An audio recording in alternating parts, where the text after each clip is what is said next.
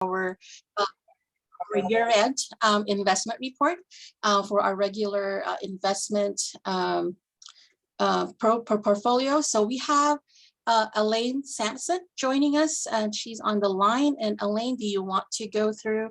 Sylvia, are you going to be showing the screen for the investment report, or did you want us to do that? I can share it. I'm happy to. Okay, great.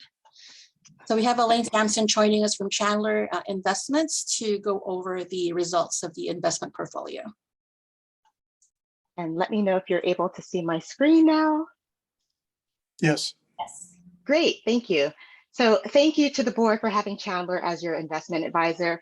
My name is Elena Sampson. I'm a senior portfolio strategist here at Chandler. I'm here in lieu of Jason Schmidt, who sends his apologies for not being able to be present today as he's at an executive committee member meeting, but I am a senior member of the investment team and will provide this update on your economy and portfolio.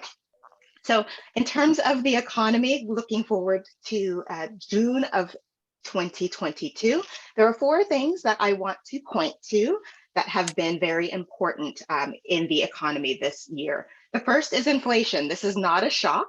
It has been very, very high, though it has started to abate a bit in July and August. It came down to about 8.3%. That's the bad news that we all need to be focused on.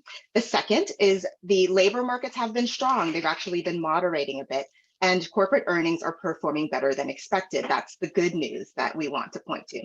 And the result of those two coming together is that the Federal Reserve has been much more focused on inflation than they have been on maximum employment. So at this point, they have raised the federal funds rate to 3.25%, including that interest rate hike that they did yesterday.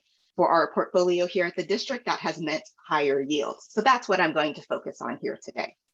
And it seems my camera went out. Is that the normal procedure, Carrie, that happens when one's presenting? No, it shouldn't. So did you maybe accidentally stop your video? I can stop. That's stopped, and let's start again and see what happens. Do you have your camera? Yep, it's open, all of that. Okay. Well, if you hit stop, we can at least see your photo. Fair. I'll do that. And apologies that you're not able to see me. Okay, so the employment slide that we're on, slide 3. As I said, the Fed has 2 mandates, the first being the maximum employment mandate.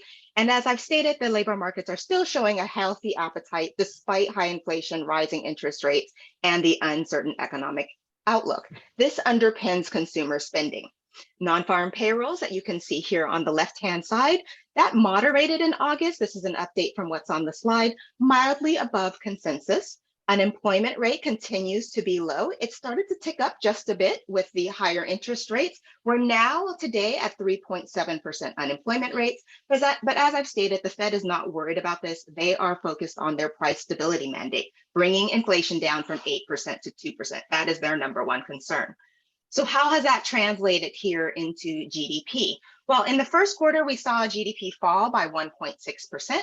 It fell again in quarter 2 by a further 0.6%. Now, normally we would say that is a recession. That's what a lot of countries around the world state. But here in the US, a recession is called by the National Bureau of Economic Research, and they focus on whether there has been a broad-based decline in the economy, not solely a 2-quarter drop.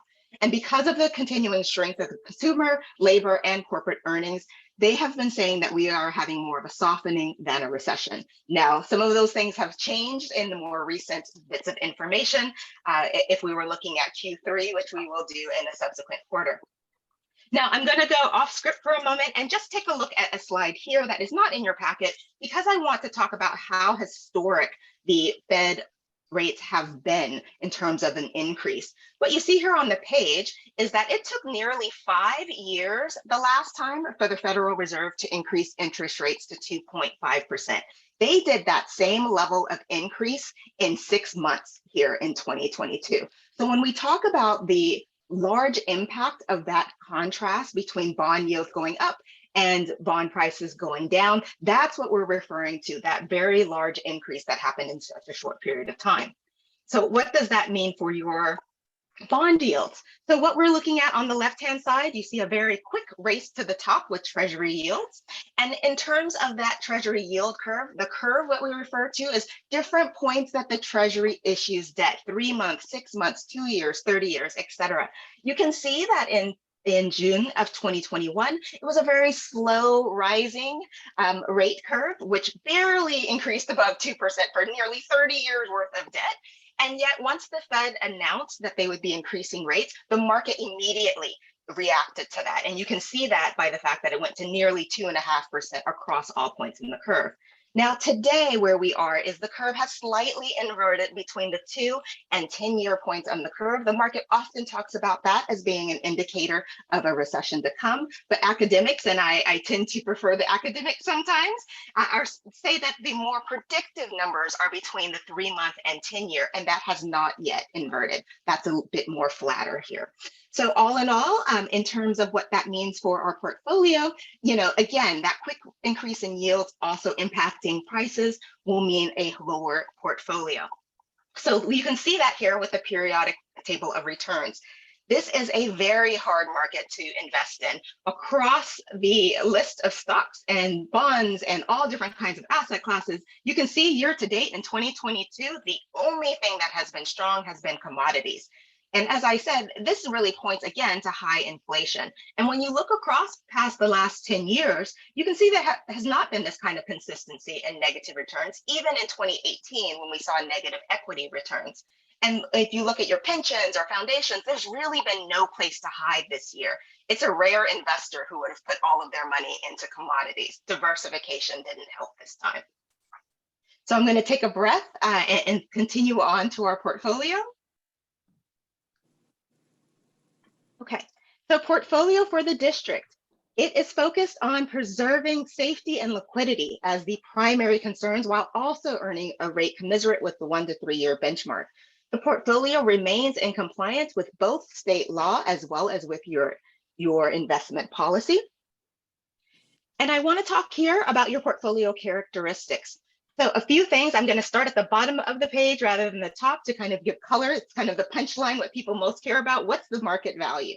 So you can see here that there was an increase in the market value, despite all the things that I've been saying. Why is that? Well, the district actually gave a $50 million deposit on June 30th, 2022. And I'll share a bit more about how those funds were invested in a moment. The average quality in the portfolio is very strong. Reminder that S&P rates our US federal government at AA+ negative. So this is in line with the US government. Market yield also reflects the very high uptick in how rates have been moving. That has aligned to purchase yield increasing alongside of that.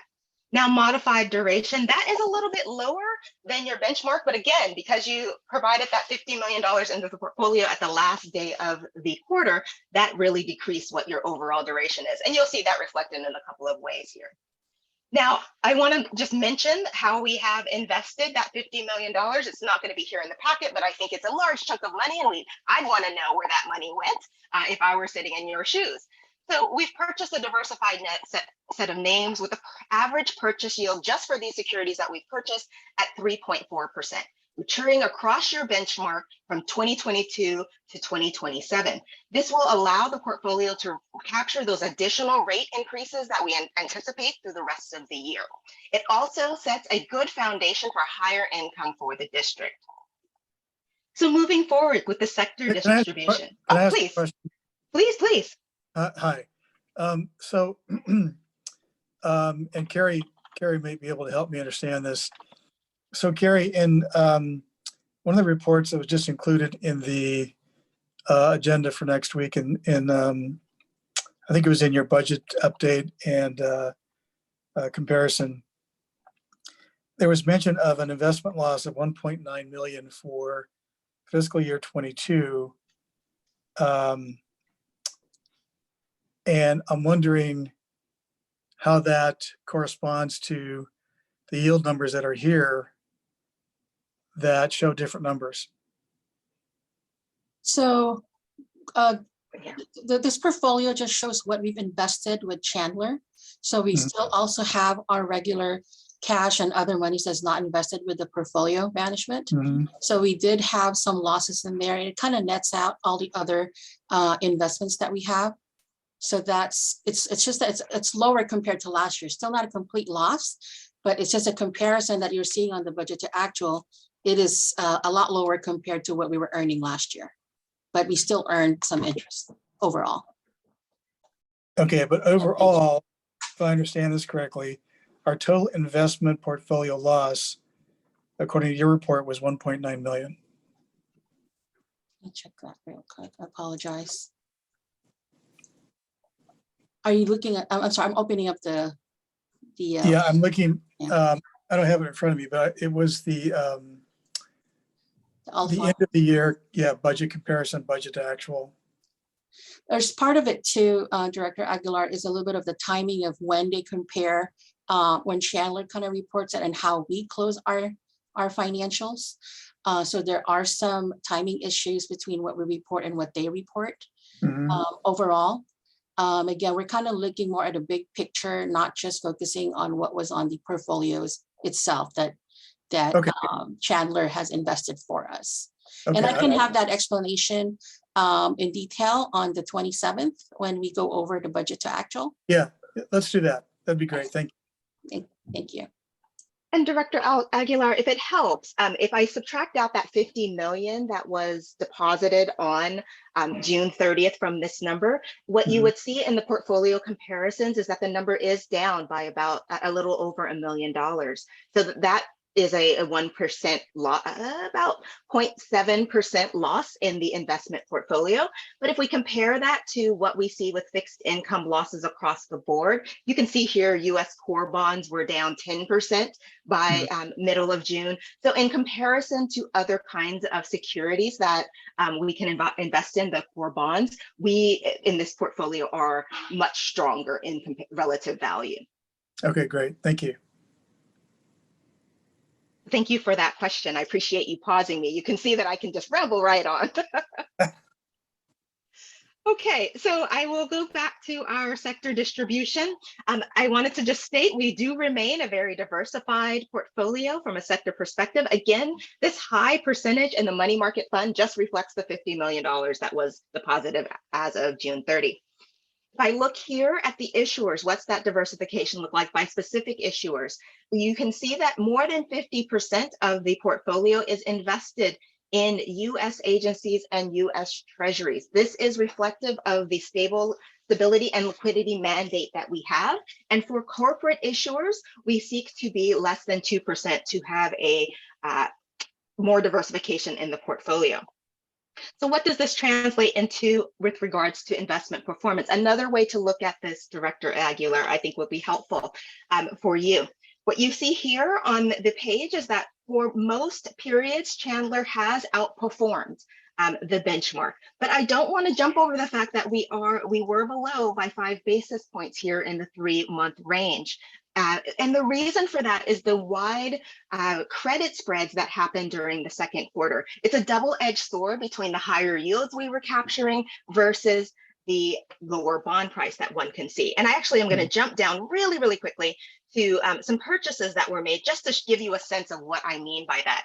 You can see here at the start of the quarter, we were purchasing things at 3%. I'm going to make it a little bit bigger to make sure that folks can see it. You can see that we were at just below 3%. We jumped nearly up to 4% in the middle of the quarter and back down. So when I talk about high volatility in the quarter, that's what I'm referring to. There was a lot of movement in the portfolio, but we were able to capture some of these higher yields on behalf of the district in order, again, to focus on the higher performance overall. We're looking longer term at the performance. So pausing and going back up, and making sure that you can still see the pages. Okay, back down here to what else we see here on the page. The Local Agency Investment Fund, LAIF. I also want to point to the fact that this is a positive number. Why is that a positive number compared to these others? LAIF only provides you a yield figure. It is not a total return. So if you want to compare comparable numbers to what is in your Chandler portfolio, you would compare this number to what I just stated on a prior page which is our purchase yield, that's at 98 basis points compared to the 17 basis points. So again, another show of how Chandler is outperforming your benchmarks. So with Chandler, we don't seek to hit it out of the park, but we do hope that our consistent strategy over time really benefits our clients. It's very important for the long-term strategy of the portfolio. Now, the last thing I will talk about here is with regards to the transactions. You can see all of the details of what we have purchased on behalf of the district. They are high quality defensive names. And again, rising from 2% all the way in excess of 4%. And most recently, we have seen names that we've been able to purchase well above 4% in the portfolio because of the rising interest rate environment. So I will stop there and ask if there's any further questions. Not for me. No questions. Thank you, Elaine, for providing that report. So if we can move on to the next item, we are going to go over the OPEB investment portfolio, and we have Matt Smith from PFM to do the presentation. Thank you all. It's a pleasure to meet you. I'm here on behalf of Ellen Clark, actually, who has been the face of this relationship for some time now. Unfortunately, she had a conflict. So she and I work very closely together. I'm actually based out in Denver, Colorado, but traveled out to California pretty frequently for meetings just like this. So I'm going to go full screen here. And can you all see my screen okay? Yes. Great. So I'm going to speak at a little bit of a higher level to some extent, just based on the fact that Elaine provided a great economic backdrop that really is useful for both of our presentations. I'll add a little bit more commentary there, but on this slide here, I'm really just breaking down our investment committee's views looking forward from an asset class and sub-asset class standpoint. Now, keep in mind that this is from June 30th, and gosh, does it feel like the past 2 years, if you wait 3 weeks, something is quickly outdated when it comes to the financial markets because everything has just been moving so quickly. So I'll provide you some updates on actually what you're seeing here. But ultimately, we agree with a lot of what Elena said today in that the economic results that we've seen so far this year have really been in reaction to kind of a race, if you will. It's inflation and the Federal Reserve fighting inflation. And the race is, can the consumer outlast the impacts of inflation long enough for inflation to actually come down materially? Now, fortunately, it seems as though we've seen inflation peak. However, coming from July to August, it really didn't come down at all. And so it begs the question, are we going to have high inflation for a while? Or will the Federal Reserve's actions and the timing and magnitude of their actions being the most important, will those actually have an impact in reeling in inflation materially in the next 6 months? And so that's what our investment committee is keeping a really close eye on and positioning the OPEB portfolio in reaction to. So what you'll see on this slide here is just a breakdown of of each asset class and our sentiment towards that asset class moving forward. U.S. equities as of June 30th, we moved that scale from neutral to slightly negative. I'd say we're hovering right around neutral to slightly negative right now. And that's for a few reasons, right? We have this elevated inflation that hasn't come down materially. It's still very high. But at the same time, we have a strong consumer. We have a strong labor market. Corporate profits in the second quarter, 4 out of 5 companies, U.S. companies, met or exceeded expectations. And so we have reasons to really be data dependent is kind of how we're looking at our outlook here when it comes to US equities. It remains to be seen what direction we're headed in the next few months. We don't anticipate another fall off as we saw in the first 6 months of the year. But after a strong July, we had a pretty tough next 6 weeks in August and in September so far. And so we're kind of standing pat at slightly negative to neutral right now within US equities. Within non-US equities, we're in the same boat. Internationally, we just have a little bit less confidence than we'd like to really fully deploy the allocation. So we're underweight international equities for most of our clients, and that is the case with the OPEB portfolio. International small caps, we moved from neutral to slightly negative. because international small caps derive their revenue from more local streams, which have a little bit more volatility and just a little bit less certainty when it comes to the next 6 months. Moving down to fixed income, we remain slightly negative, albeit in a better point than we were maybe 3 months ago. Now you're getting a 2-year yield of over 4%, something we haven't seen in the past decade and beyond. And so, there's kind of two sides to every coin. Do we think that interest rates are going to rise a little bit more? We do. But at the same time, you're now actually able to get somewhat of a real yield. Be careful with that word real, because that implies inflation adjusted, which right now inflation is exceeding that yield.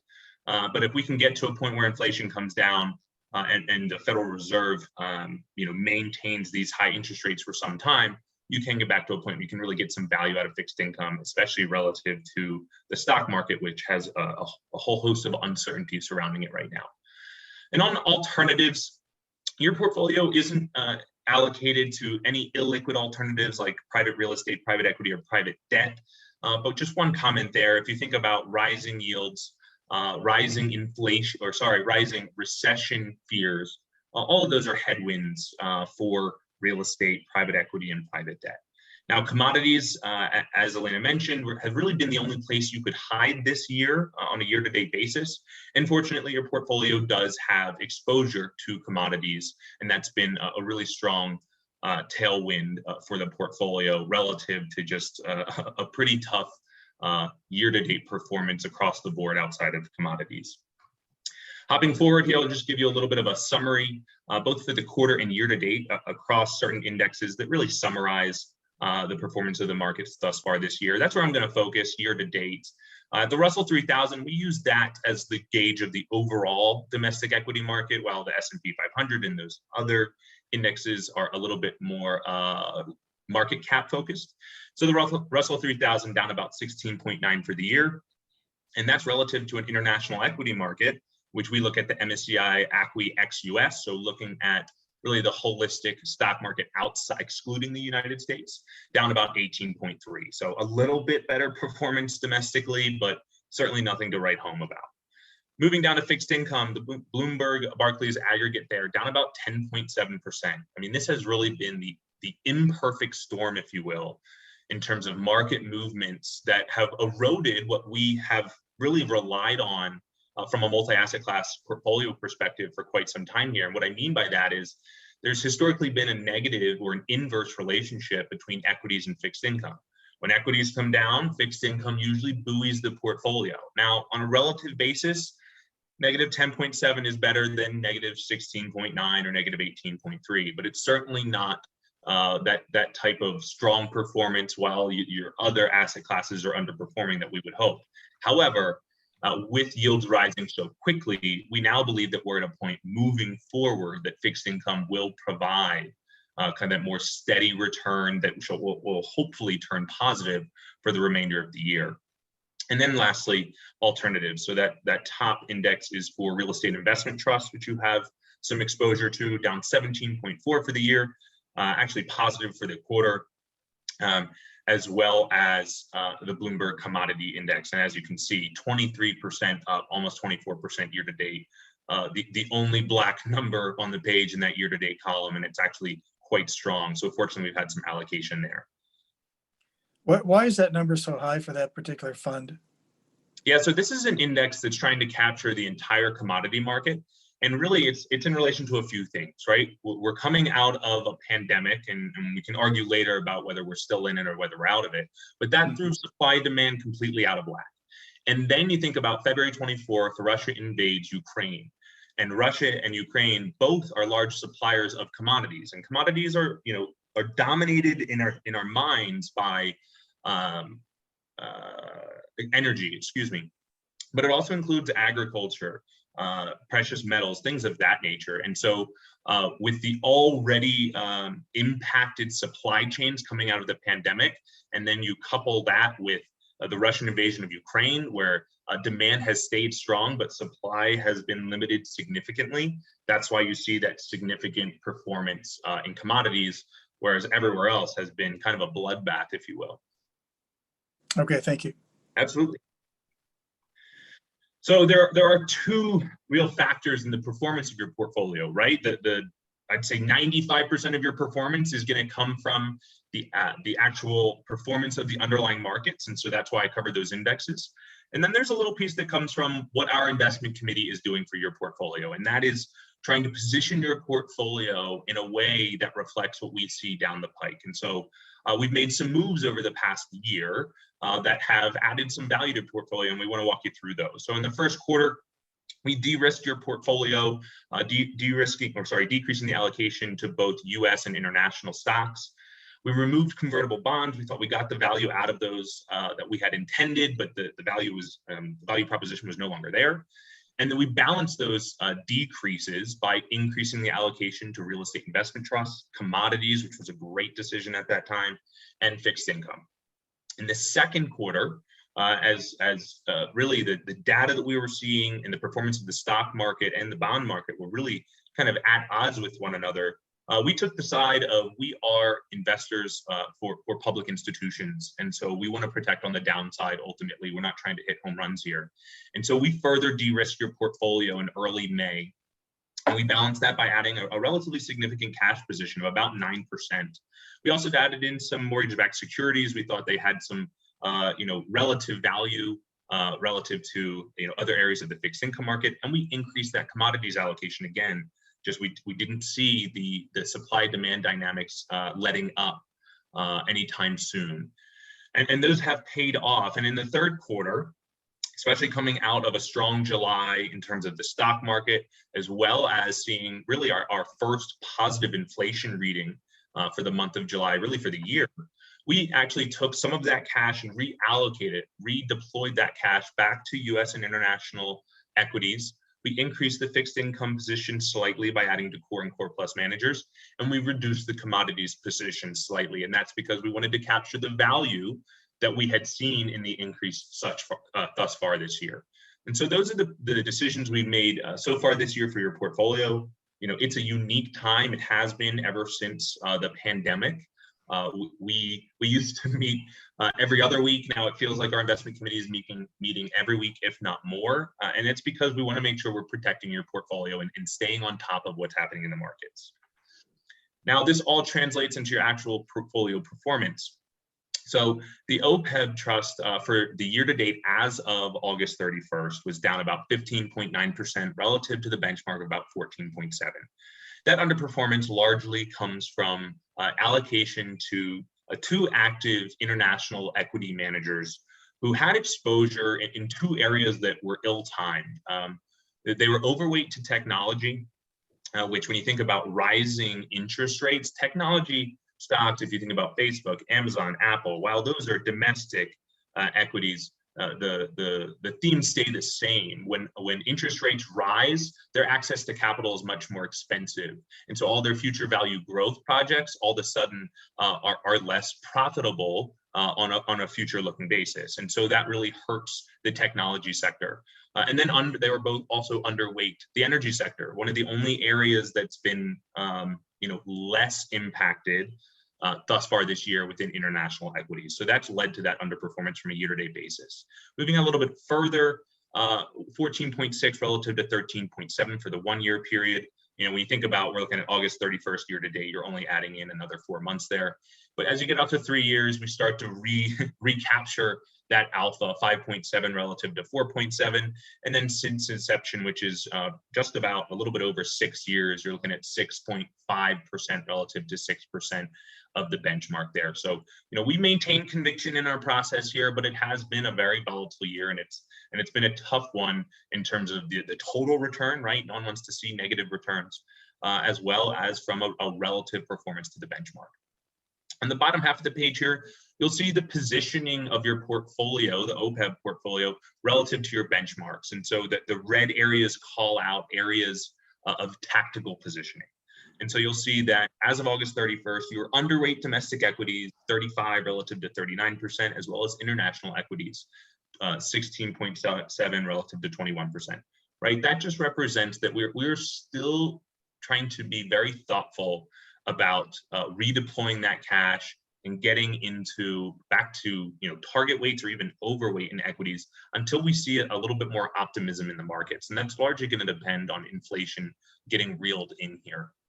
Fixed income also largely underweight. We still think there's room to run for bond yields to rise. And as we know, rising bond yields hurts bond prices and bond performance on the whole. However, now that we have over 4% yield on a 2-year treasury, we expect there to be much stronger performance from fixed income moving forward. And then those other areas, other income, real return, and cash, as well as other growth, those are all the areas that we've added tactically to try and take on just really similar risk with higher return. So other growth represents your real estate investment trusts, other income, preferred securities, really a hybrid exposure there, and real return being that commodities exposure, which has been a really strong addition to the portfolio thus far this year. And just a little piece left in cash there. That's just emblematic of the fact that we're feeling better about where we are right now, but we still don't think we're at a point where we want to redeploy all of that cash just yet. Like I said, we're going to remain data dependent until we do that. So I'm going to stop there. That's really all I had to cover, but I wanted to open it up for questions from you all. So thank you for that. So does this suggest that going forward that we should increase our cash to just avoid this volatility, or does this mean that we're going to be continuing to look at investment in commodities in order to escape some of that negative fall? Yeah, it's a great question. So we've done a lot so far this year to try and position your portfolio in a way that, to your point, will try and avoid some of that volatility, avoid some of those losses. And one of those big moves was taking on 9% cash relative to your target allocation of 0% cash. At this point, I think what the investment committee's sentiment or really feeling moving forward here is we're going to wait and see. Ultimately, we saw a really tough first 6 months of the year. And then in July, almost all 3 asset classes were up about 7%, right? So if you have a large cash position right then, you lose out on that recovery. And so we're comfortable with the allocations right now, and we're going to wait and see before we make any more moves in terms of adding to the cash position or adding to commodities. When you think about commodities, the other consideration is they've run up significantly. We are running into the winter while heating demand is up, gasoline demand for travel is down. And so we're at a point where we think those commodities positions have created a lot of value. And so that's why we decreased that position recently, just to capture some of that value, right? If all of a sudden commodities fall off a cliff, well, it doesn't matter that they performed well for the first 7 months of the year. If you don't sell and capture that value, then it really didn't add anything. And so we're at a wait and see position right now. Okay, thank you. Absolutely. Any other questions about the market, the outlook, your portfolio, anything else I can help with? No. Well, thank you all. I appreciate your time. Thank you, Thank you. Matt. Thank you, Matt. So thank you, Director Aguilar, Director Estrada, and I'm just going to go on to the next item. Matt and Elaine, you can drop off if you wish. We're going to be going over other items. Thank you very Thank much. you. Thank you, Have a Elaine. great rest of your week. Thank you. Thank you. Good morning. So we're going to be going for the next item, and I did send an email earlier about some additional slides that I did not originally send. It's related to the debt information, Director Aguilar, that you have requested. But if it's okay, we're going to go through the original fund tracking update for now, and then we can jump onto the debt discussion, if that's Okay. Okay. So I'm going to go ahead and share my slide. And hopefully you can see it.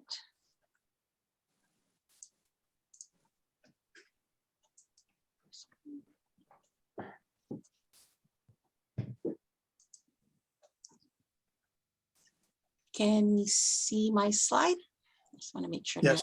Okay, great. Okay, so it's showing the agenda right now, and then so the overview. So we initially began showing you the current status of our fund tracking update, was related to our grant and loans application back in February. during a regular board meeting. And so what we intend to do is to begin reporting on the statuses and updates. So you're pretty aware of new programs that are coming up that's related to grants and loans. We'll try to do this every quarter during finance committee meetings. So this is going to be our first update from our last presentation back in February. So back in July 1st, we did go ahead and contracted with Woodard and Curran. So on the line is actually Lindsay Wilcox, who is the assigned agent representative for us from Woodard and Curran. We did have a contract with them to assist us with tracking and strategizing in terms of our grants and loans. As we provide you guys update on the GM report on a monthly basis, there is quite a lot of them. You know, it has been massive for both Laura Kleeman and I to just manage internally. So we have contracted with Woodard and Curran to assist us in tracking it and then evaluating the competitiveness, and also you know, help us pursue some of the strategies. So as of August 31st, we have about 15 active applications. We have 36 active awards, and then we have 8 closed awards. That's about 501.6 million. That's a combination of grants and loans and other debt service that we have. So the next slide, sorry. Oops, sorry, I was not moving my slide on this slide. Apologize for that. So in this slide right here, the next 2 slides is just kind of giving you an update of what we have sourced out for fiscal year 2022. And majority of them has been supported by Woodard and Curran. So majority of them, we had like a lot of grants and also loans. And so some of these already have, the board has seen in terms of we already have the final contract agreements, but some of them we're still waiting for it. That we got the award, we announced that we did get the award for it, but we're still working through the documents with the agencies to finalize the information. So the next 2 slides is just a list of what we have received in the fiscal year. And I don't know if you have any specific questions on these, Director Aguilar, Director Estrada, for the next 2 slides, these 2 slides. Specifically, we can kind of go over it. Okay. No. Can you stay on this slide? Just Sure. a little bit, hold on.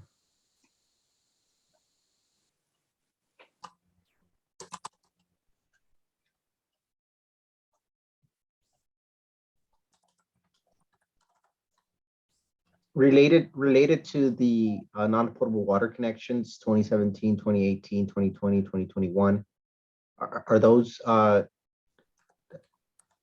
in the process, or we have that money? So, well, we do not get the money until we start submitting for reimbursements. So we, for those 2, we did get the final documents already presented to the board. We had the resolution. So all we need to do is spend the money, and then we can start submitting for reimbursement. To date, we have not submitted any reimbursement yet for those. For any of it? Yes. Okay, and then how does the 10 million play into this, the grant portion of it? Is it just at the end, we don't, it's just can you explain how that I'm sorry. So your question is how we're going to be applying the 10.5 loan, or I'm sorry. no, the 10 million portion of the grant, like how does that work? We just don't pay it back? Oh, no, yes. So what we do is when we submit that, they give us the money. So with State Water Resource Board, they are different than the other agencies where we're able to apply the grant funding first for reimbursement, and we just don't pay it back. So it comes in first as a grant. And then after we've exhausted that 5 million, then any future draws become part of the loan. Okay. So that's the positive with State Water Resource Board. Unlike the other agency, which is USDA, where you have to use the loan portion first for reimbursement before the grant is applied. So it's more beneficial to go for State Water Resource Board in terms of we can get more loan funding from them. Okay, thank you.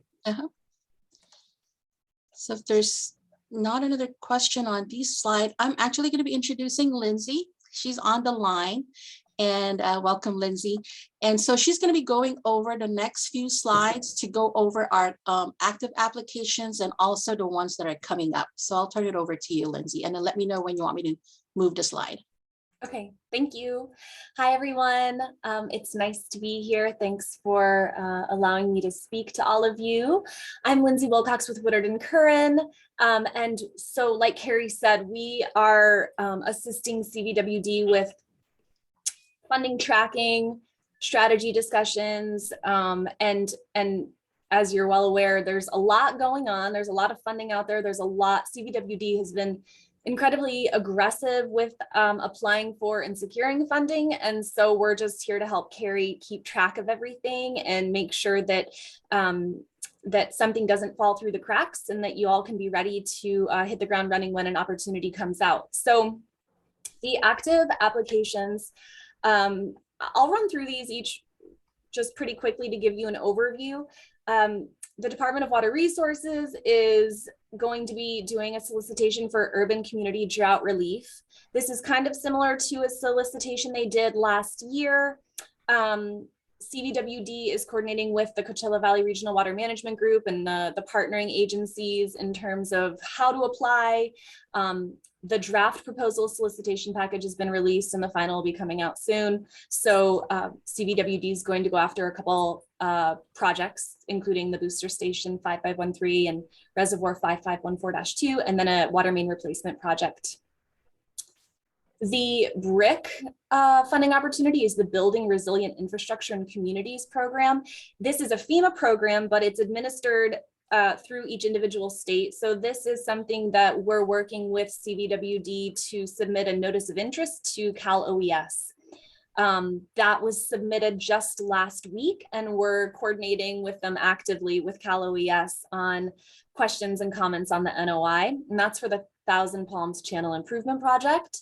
If Cal OES selects the project, then they would submit an application to FEMA. So it's kind of a little bit of a funkier application process than others.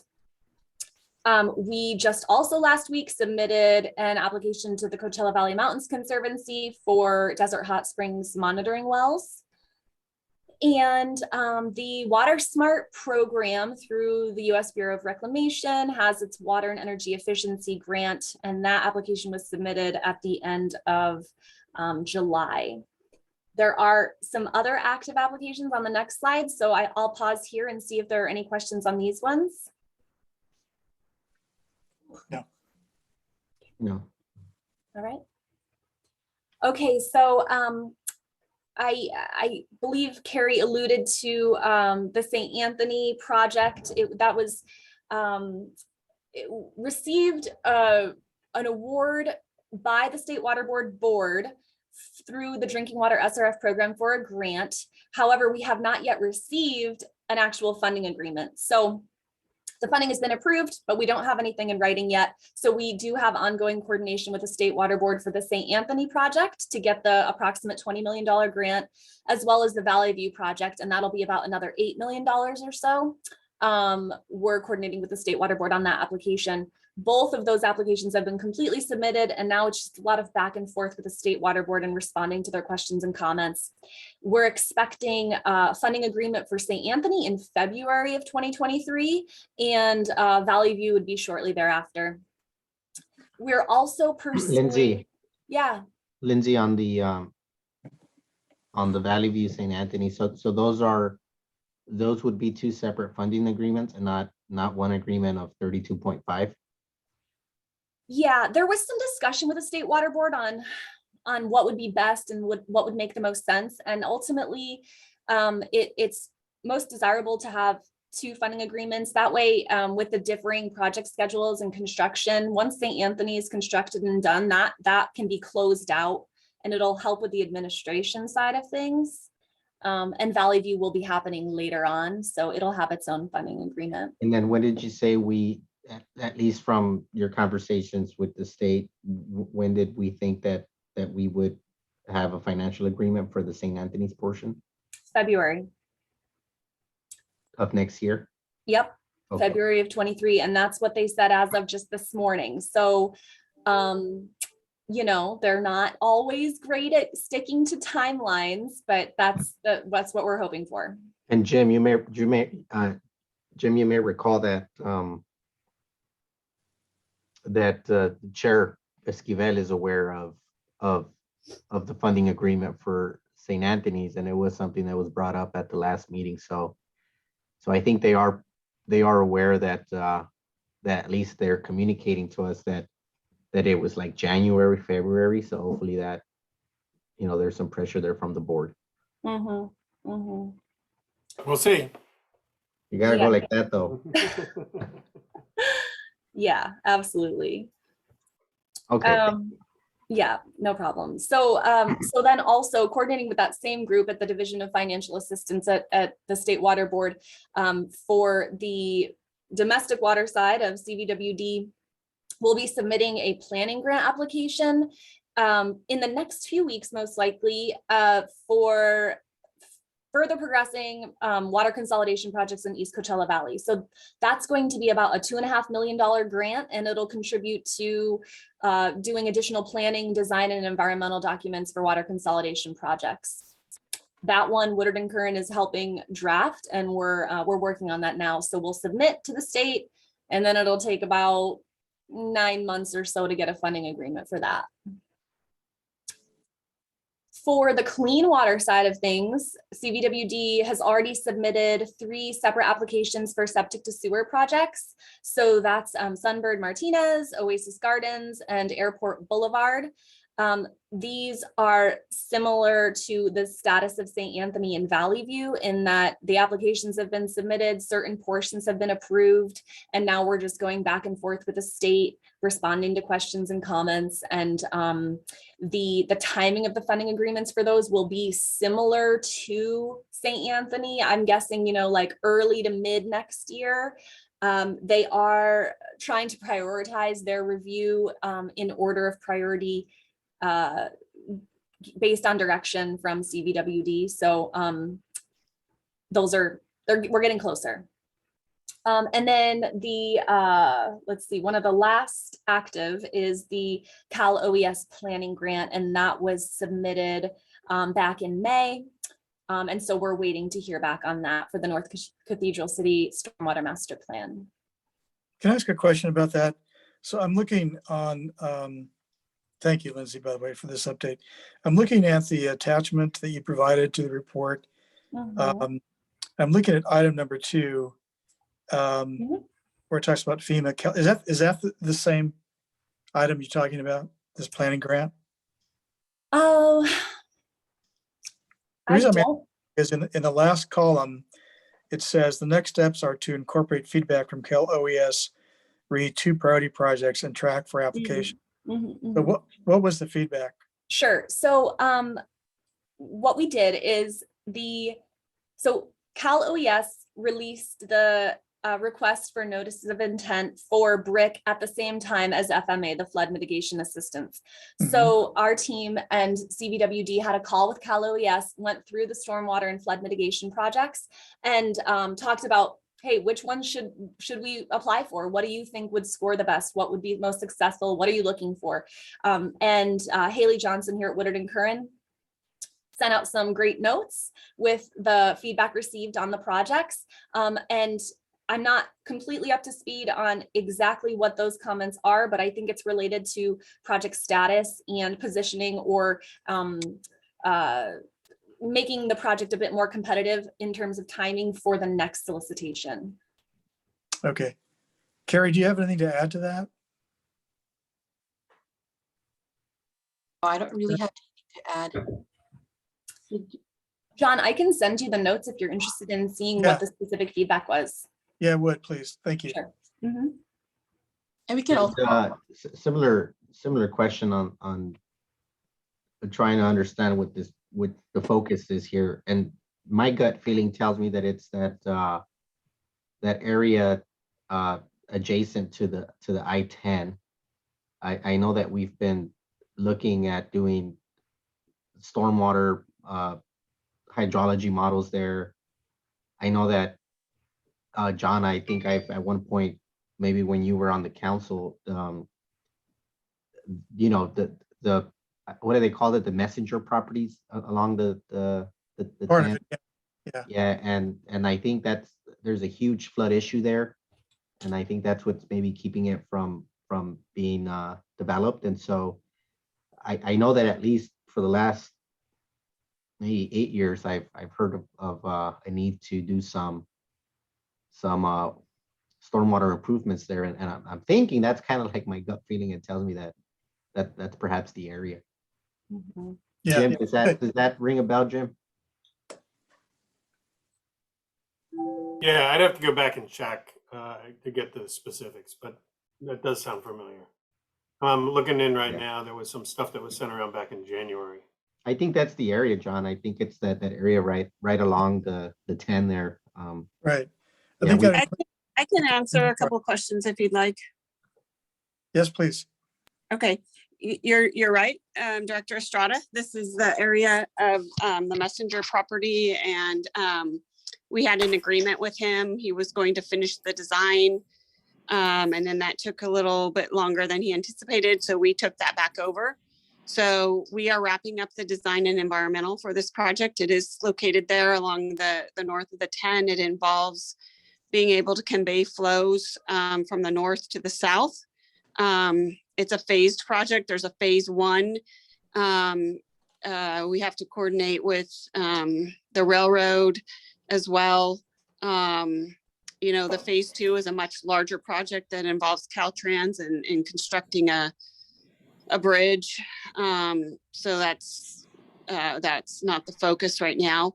And you are to answer Director Aguilar's question, there was a previous application that we made to Cal OES and FEMA for this project prior to the two funding programs that Lindsay brought up, the BRIC and the FMA. And no fault of Lindsay, she hasn't been involved in that prior application. That was something that was being handled by staff. So we aren't focusing on this project for the BRIC or the FMA because of what Lindsay said, though. There were some questions. They didn't like the phasing aspect of it, but we do need to check and see where we're at with our previous application. It was like a hazard mitigation. I don't know. There was another acronym. We are also, though, looking at applying with Cal OES and FEMA for through the BRIC program and the FMA program for another project that's located in North Indio called the Thousand Palms Channel, not the Thousand Palms Flood Control Project, but the channel.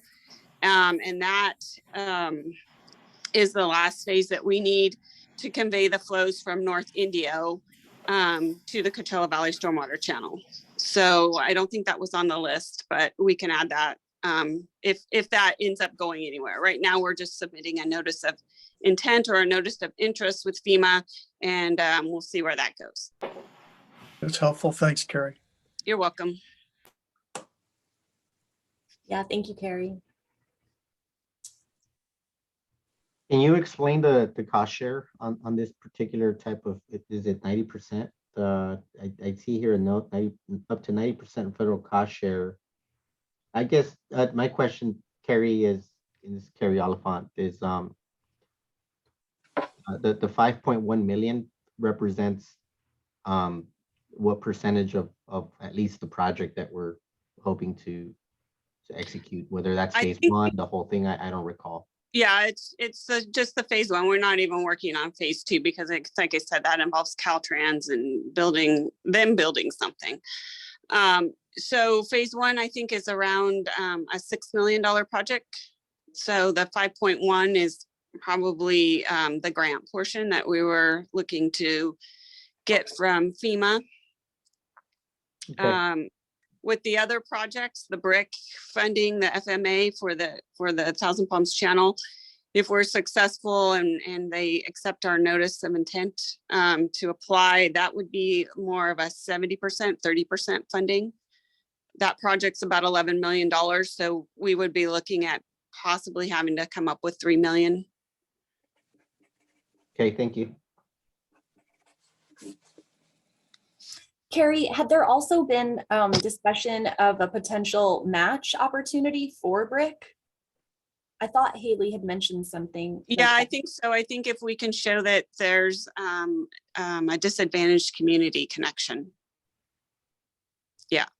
Okay, So that match may go away if, Yeah, if we can justify that the area has a disadvantaged community Mhm. component as by the state's definition or the Right. federal. Yeah. Mhm, mhm. Okay. Okay, other questions? Can we go to the next slide? Sure. So this one is the upcoming applications that Lindsay can kind of go over. We actually attached that matrix, and so we can go over that matrix if you guys have specific questions, because there's quite a bit. Or if you have separate other questions instead. I went over it and I had the one question and I don't have any other questions. Okay. I'm good, Carrie. Okay. So I think that's what we have for the update. So what we intend to do is to have Lindsay join us every quarter on our finance committee meeting to kind of give us updates on the statuses. And also thank you to Carrie Oliphant for being on the line and answering those project questions.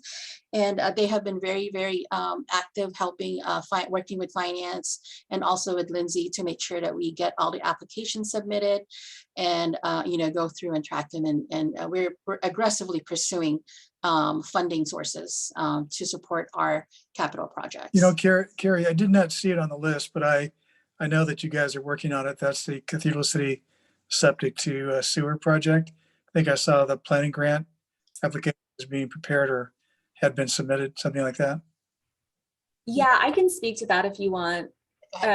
So Woodard and Curran is actually under contract with Cathedral City to do the planning grant application for the septic to sewer project. And Armando has been involved with those calls and helped us craft the planning grant application. So it's not on this list because the initial funding is actually going to go to the Cathedral City to do the design and environmental. Then once that's completed, or at least further along, then CVWD would apply for a construction grant and be the applicant and grant for that. That's right. That Yeah. makes sense. Okay, understood. Thank you for that. I appreciate it. You're welcome. And I'm gonna say that I think it was a great idea to bring on Lindsay Woodward and Curran to track all of this stuff. Certainly there's a lot of opportunity. There's a lot of funding out there. I think we've been doing a great job in securing a lot of that funding for a lot of different things, whether it's water, sewer, stormwater. And you said we have you said like 8 active awards and then 12 applications. I forget the number, but certainly a lot of money, and really appreciate staff and everything that that we're doing. I think at the end of the day, it either the taxpayer pays for it, the ratepayer pays for it, or we take advantage of some of these dollars that are floating around. So I think we're doing a good job. Yeah, I agree. Thank you. Thank you, Lindsay. Thank you, Carrie. So I sent an additional slide this morning that's not on the packet. If I can share that, it will address some of the questions that Director Aguilar had. Hold on one second. Let me switch slides. If I can do that. Sorry, let me switch slides real quick. I apologize.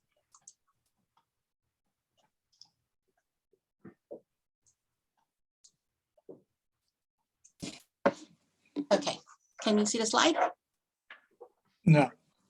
Oh, not shown. We've got a black screen. That's about it. Oh, okay. Let me try to see if I can stop and then reshare my screen again. I see you.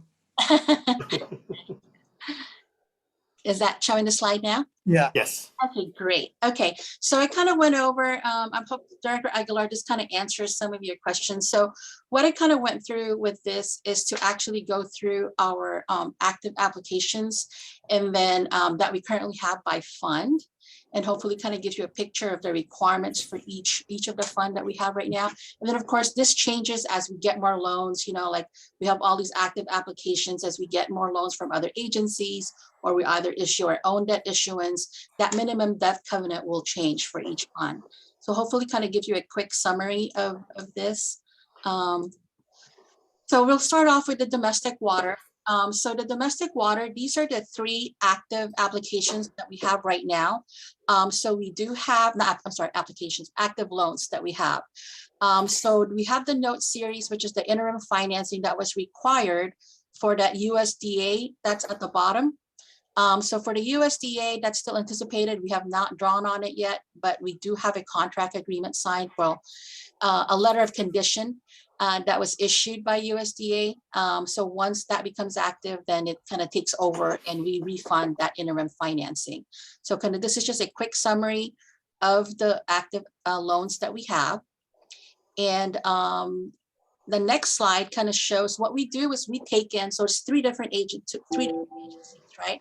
So we take in the minimum debt covenant that's required for each one. So for domestic water, we are required to meet a 1.10x debt service coverage for our annual debt service. That means our net revenue has a ratio of 1.10 over all our domestic obligations.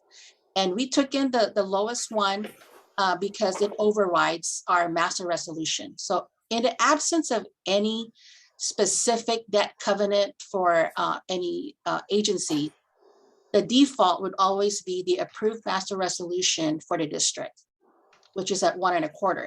But since we have State Water Resource Board loans, we're taking in the State Water Resource Board at 1.10 debt service for that. And that's going to be reviewed every fiscal year end. So it's based on our actuals. The coverage is based on our actuals after each year end. And then we also took in, once we start drawing on USDA had an additional requirement. So if we start drawing on USDA, which we have not done yet, one of the major requirements that they have is we have to start approving our budget 30 days prior to June 30th. So that means once we start drawing, we have to approve our budget no later than May 30th each year going forward for the next 30 or 40 years, however we have that loan for USDA. So that's going to be a challenge as well for us. So that means everything moves up. All the calendars move up. So that's something that we probably have to kind of consider and rethink. We do have the contract agreement, but we are not active in it yet because we have not drawn any funds yet. As opposed to the number of days cash on hand, we kind of went through this in the last committee meetings and several discussions on how debt service is handled. There's really no specific mandatory that you have to keep this much number of days cash on hand. But when it comes to getting a credit rating from S&P and Fitch, they do kind of take that into consideration. And on average, they like to see, greater than 250 days. So what I've done is I've actually looked at where we ended in fiscal year 2022. So you see that at the end of fiscal year 2022, we are 265 days actual cash on hand. And then based on our budget, we are doing in 2023, we are estimating that we're going to end at 227 days of cash on hand. So it's still within, it's still a good number of days of cash on hand that will not have a significant effect on our domestic fund. Have any specific questions on domestic? No. Okay, great. So moving on to the next fund. So the East Whitewater. So we only have one debt issued right now for East, and that's the COP for the East Whitewater Replenishment System. For this one, every year we have to get a reaffirmation of our credit rating with S&P. So it has remained at AA- stable as of this year.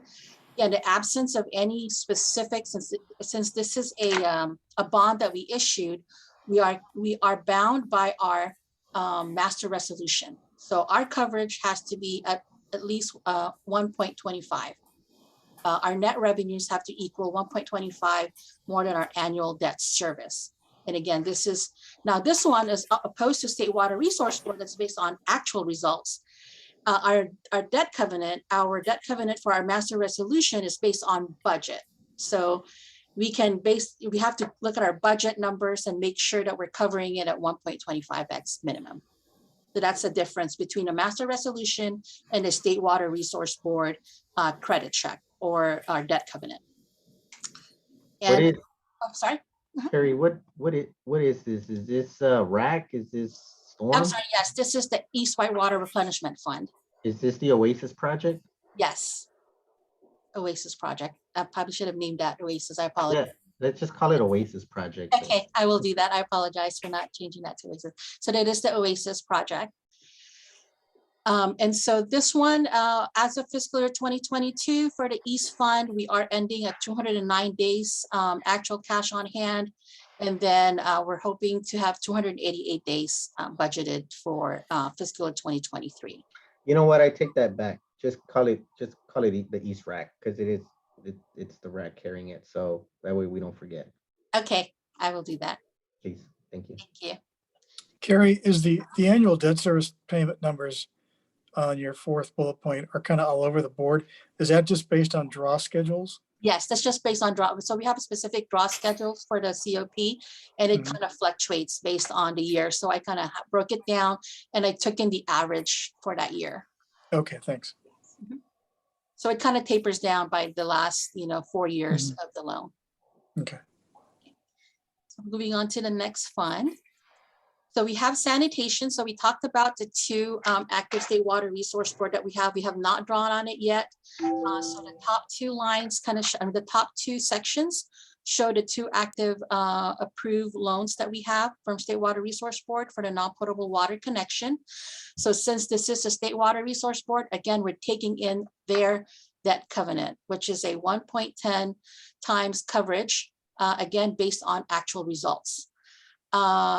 And I apologize for that. I should have taken out the second bullet. I kind of copied it. We do not have a USDA loan for sanitation. So that second bullet goes away. Oops.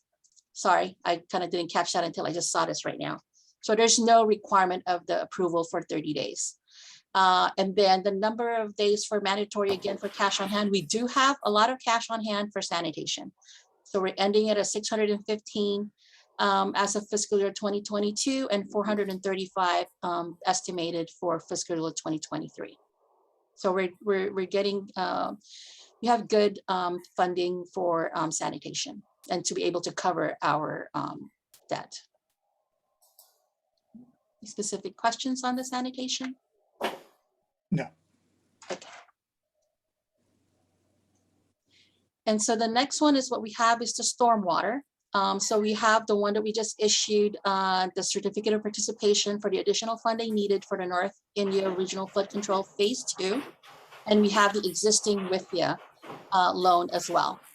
So this is just kind of details of the loans that we have and the maturity.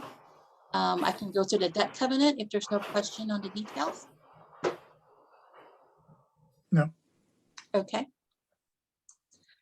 So for this one, since WIFIA does not have its own debt covenant, we are bound to our master resolution for CBWD.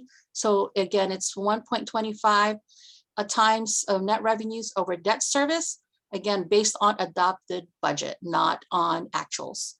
And we do have a lot of cash, as we know, for stormwater.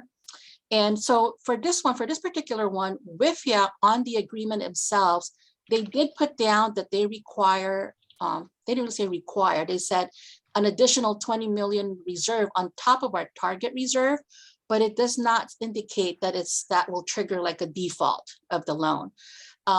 What it kind of indicates is if we don't have an additional 20 million reserve on top of our target reserve, it will trigger them to go ahead and do a full credit review on our funds again. And so far we have a lot of, reserves above for our stormwater. So that has not triggered anything else on that one. So it's just an additional note that they had on the contracts. Any questions on the stormwater? So we have, you're saying we have like almost 5,000 days? We're ending 22, based on that. For stormwater. A big number. But we're gonna draw it down, right? Yes, we're drawing it down as we go through the projects. Okay. Uh, Okay. And the next slide that we have is the canal water. So this is the one that's kind of new. We did just go to board on the 13th for that 10 irrigation laterals for the $60.9 million. So I included information on the estimated impact. We have submitted all the documents so far. We haven't heard anything, but I'm still keeping our fingers crossed that we are going to get it at 1.875. We do have another application. The initial award of a loan award, but we have not gone through the whole documents yet for the Mid Canal Reservoir for another additional 7.5, and that is going to be bound by the 2023 interest rate. Again, I checked the Treasury market, the Federal Reserve market about a few days ago. It's still about 3.25. So if we do get that 7.5, I'm using 3.25 as a basis for now. Same thing with this one. USBR did not have a specific, debt covenant on the agreement. So we are bound again, default on our master resolution, which is the 1.25 minimum debt service coverage, net revenues over our debt service. And for this particular one, we have 777 days of actual cash on hand, we ending fiscal 2022, and budgeted 580 days. And you're going to see this, the actual, as we review it next week when we go over how we ended fiscal year 2022. So what we can do is, as we get more loans, and then we will always update that minimum debt covenant by fund, so we can make sure that we're complying with it.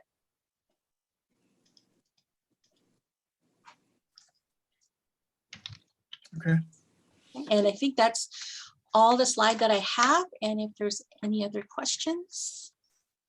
First of all, Carrie, this is super helpful. So thank you for putting this together in such short order. My only question to Vice President Estrada and to Jim is, there was a discussion at a prior board meeting about our minimum requirements in our debt service coverage resolutions, and should they be revisited? And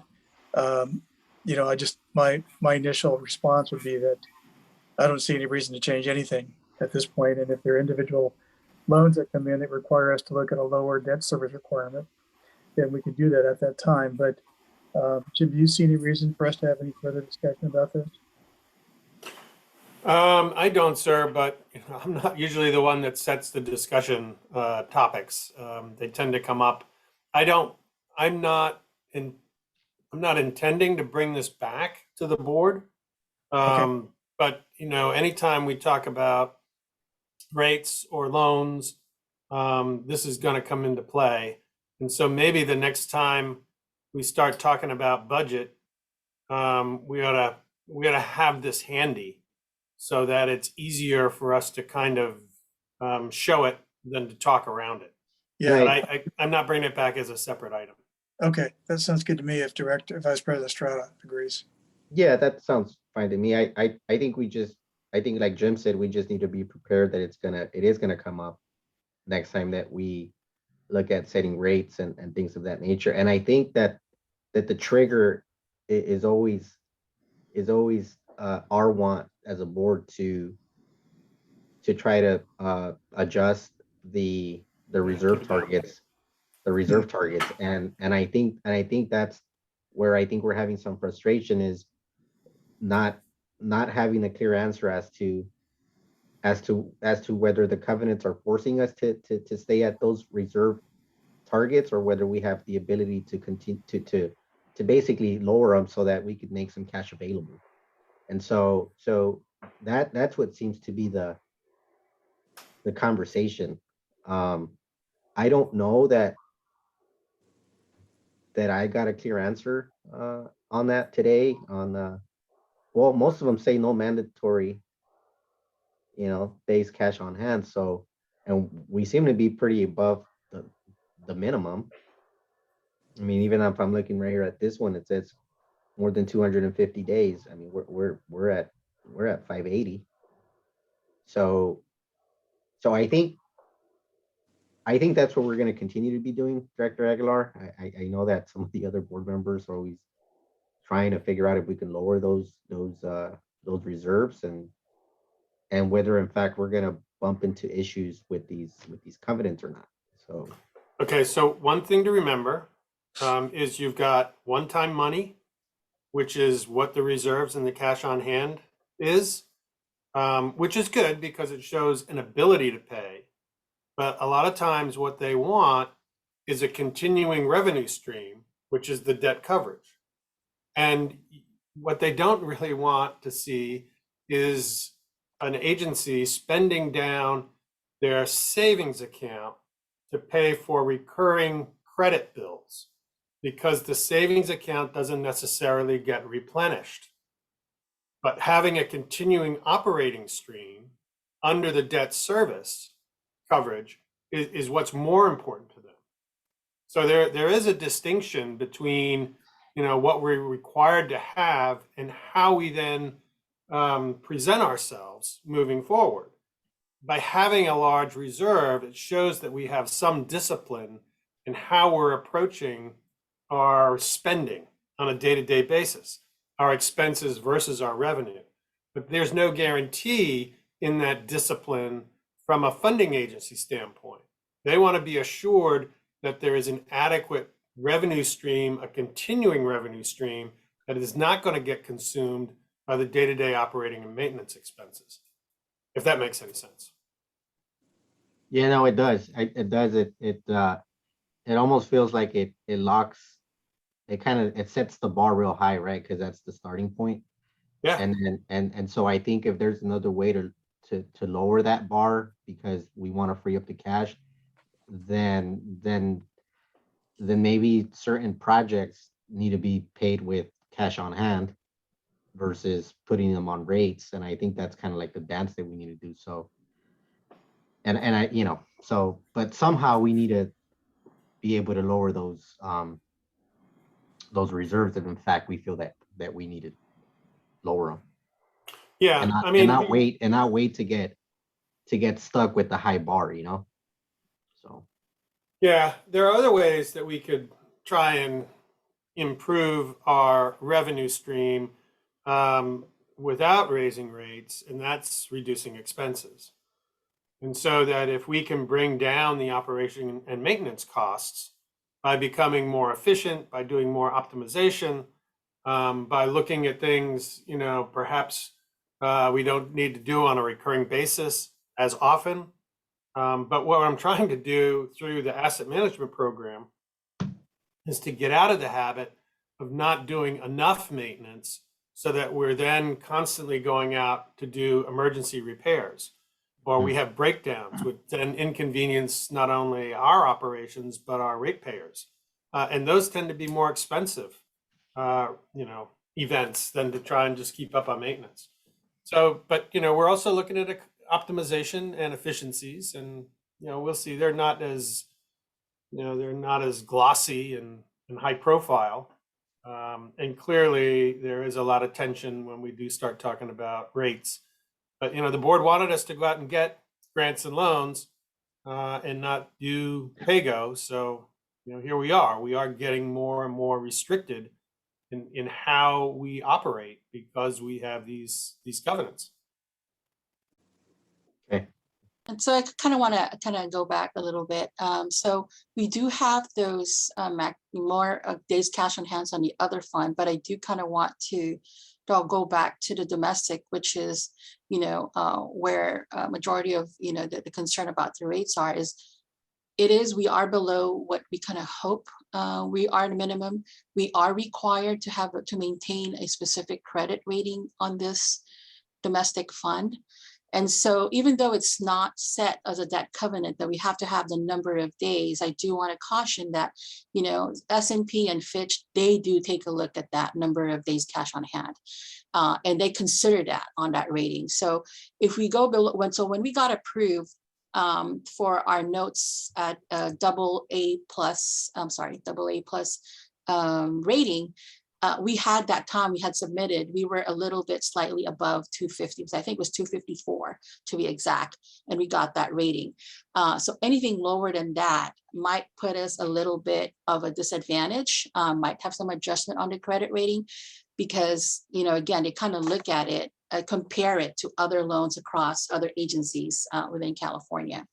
And one of the things that I want to kind of add, we did not cover it on the last presentation when Lindsay was there, but it carries on the line as well. We do have several projects coming up that we're planning for in the next fiscal year, which is Adams Street, Sun City. We have several projects that's going to be about close to 30 million original estimate.